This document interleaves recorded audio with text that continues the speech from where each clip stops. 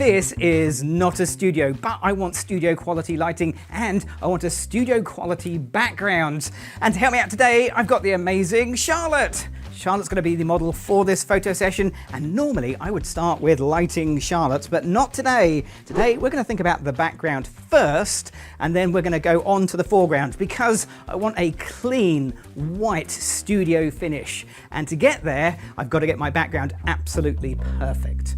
Now, I could use the walls of the living room that I'm in here, except being a living room, it's got curtains and walls and things going on. So I'm going to cover up the background with this, a pop-up background. Now, I'll leave links in the video description to take you back to Adorama, where you can find all the kit I'm using, including this reversible background.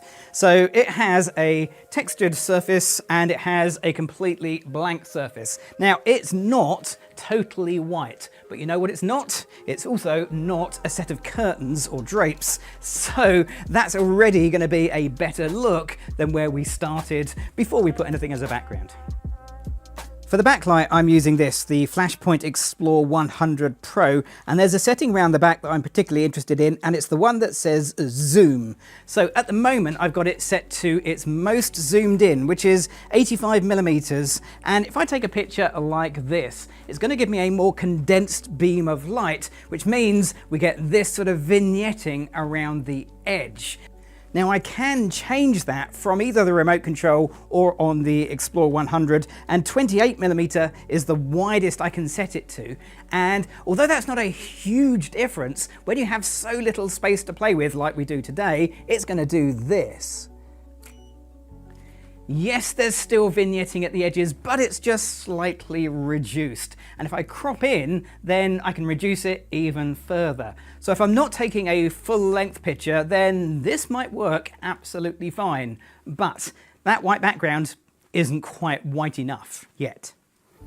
So it works like this. The more light I put on the background, the whiter it's going to be, because white isn't actually white. It's just really overexposed any color you like. So in theory, if I put this on full power for that little flash, it's going to throw all of the available light and it's going to make that white background really go white. And you can see that that vignetting has disappeared.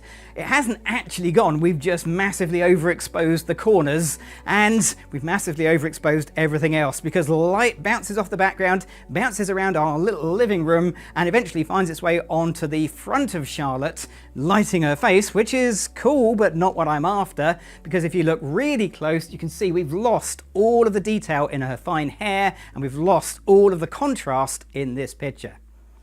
So I'm going to go with a setting sort of in the middle. I'm going to try 1/8 power and see how that goes. So let's take a test photo like this. Now, when I take this test photo, you might think I'm trying to get a nice pure white background, which is what we asked for at the beginning, except I'm not. Have a look at this. This is the blinkies on my camera, and you can see that there is an area where it is pure white, which is blinking red on the preview, and that is just around Charlotte's head. Everything else beyond that isn't quite white. But here's the thing, I know I can fix those areas really quickly in Photoshop. So having a pure white area that just covers your model's head is exactly what I'm trying to go for in this small space. Now, the obvious thing that's missing from this photo is any light on Charlotte's face, other than the light that's just bouncing around the space. So I'm going to add in a second light. Now, we're going to go into detail on how to do this in a minute, but for now, I'm just going to pop it to the side and slightly behind Charlotte, because although we haven't got a perfect silhouette, we've got something that's fairly close to it. And if you're going to have a silhouette, then really what you want to have is a profile picture. So Charlotte, can I ask you to turn towards the light for me? Lovely. And we'll take a few photos like this. Charlotte, are you ready? Here we go.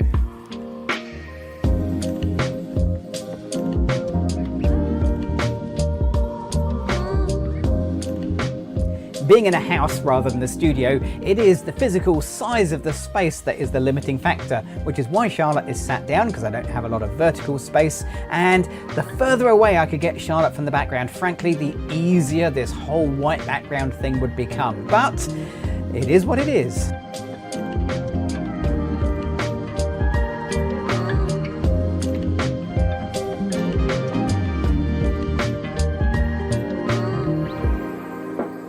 the background works pretty well, although it might need a bit of adjusting when I add this in, because this is going to become a foreground. It's going to make it feel much more studio-like in here. I've got something, because we're just in a living room, that I found lying around, and I've got a white surface for Charlotte to lean against, but you can probably see the problem with this straight away. And that's because, well, we're not in a studio. I don't have access to all of the bits and pieces I would normally use. But if it's not in the picture, it doesn't really matter. So this is a box that we use to bring things around and carry things into the house. And now I think that's about the right sort of height for Charlotte. Once we've got this set, we now need to think about the key light that's going to light Charlotte's face. Now, I could take a meter reading and exposure setting just like this with Charlotte sat like that, but she's going to be leaning in. So Charlotte, if you can lean in for me, and that might just slightly alter the exposure. So it's best to get your model in position and then work out the exposure from there. So Charlotte, I'm going to take a meter reading. I'm going to pop this near your chin. And I'm going to get my light that's going to light Charlotte to be exactly the same as my camera settings, f5.6. Now I'm using a flash meter for this, but you can do it by trial and error and get exactly the same results, just a few more photos required. And the end result should look like this. Now I've turned the background light off for this, so we're only looking at the light from the key light, and that's a really important thing to do. If you're going to do more than one light, start with one light and then add a second light in once you have the first one correct. Now obviously the background there is quite grey because the background light is turned off, but we know that when I turn that background light back on at the same settings, 1/8 power, it's going to give me a much whiter background. But if you look down where the white foreground meets the white background, there's that little vignette creeping back into our picture yet again. So what's going on? Well, it's all about distance, because there is a fixed distance between this light and the background. And when we change to the edges of this background, that distance extends, the inverse square law kicks in, and that's why those areas are more grey. Now I can't increase this distance. We are in a small space. We don't have lots of room to play with. So instead, I'm going to make the light more even by getting the light and putting it further away from the background. The inverse square law says that what should happen is now this light, having more distance to play with, should be a more even coverage on our background. Will it actually work?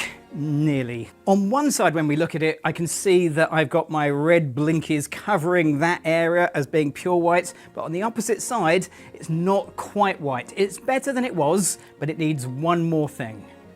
So the solution is to add a second light to the background. So I have one either side, but where to put it? You'd think just putting it to the side would be okay, but you've got to be a little bit careful with your placement, because if I put it here and I take a picture of Charlotte like that, I get great light on the background, but as you can see, there's a weird highlight on Charlotte's cheek, which is simply because I've got this light too close to the front of Charlotte. A little bit of light is just catching her. So the solution is just to make sure that the lights that are lighting the background only light the backgrounds by having them behind the thing you actually want to light, your model. So this should give us a much more even illumination, a little bit more Photoshop work to do, but we'll get to Photoshop just after we've done a few photos, because, Charlotte, are you ready? I'm ready. Let's take a few photos like this. Here we go. We'll let the cat out first.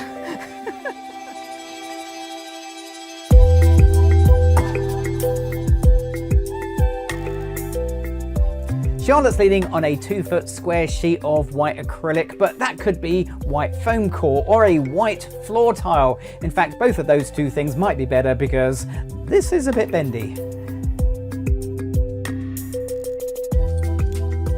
Right from the very start, my goal for this look has been to do as little work in post-processing as possible and as much work in camera as I can. However, I can't avoid the fact that there will be some post-processing. So here I am inside of Adobe Camera Raw or Lightroom Classics developed module, and when I look at the image, it's pretty good.